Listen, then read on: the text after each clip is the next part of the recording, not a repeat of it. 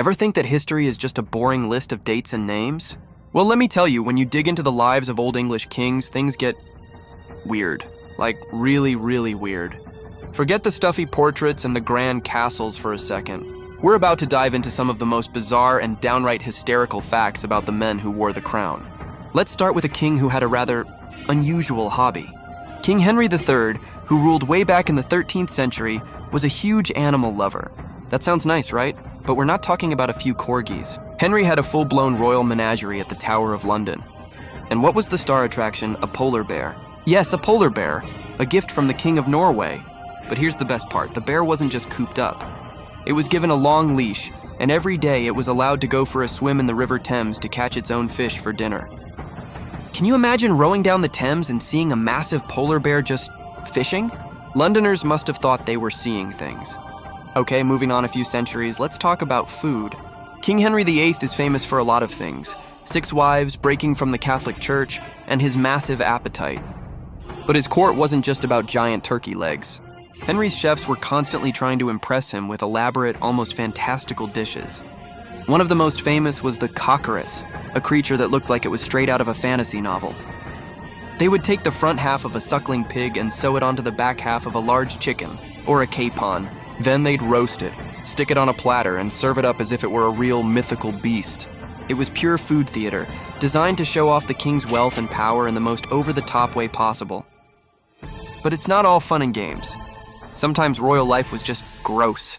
Let's talk about the groom of the stool. This was one of the most prestigious jobs in the Tudor court. And what did this highly respected courtier do? He was in charge of the king's bathroom habits, yeah. The groom of the stool was responsible for monitoring the king's bowel movements, wiping his bottom, and generally overseeing the royal toilet, which was a padded box called a close stool. It sounds disgusting, and it was, but this job gave the groom incredible, intimate access to the king. They were the king's closest confidants, often becoming powerful and wealthy because they heard all the royal secrets while, on the job. The guy who wiped King Henry VIII's butt, Sir Anthony Denny, ended up being one of the most influential men in the entire kingdom. Talk about a crappy job with great benefits. Now for a story that's less gross and more hilariously petty. King Charles II, who came to power after England's brief experiment with being a republic, had a serious grudge.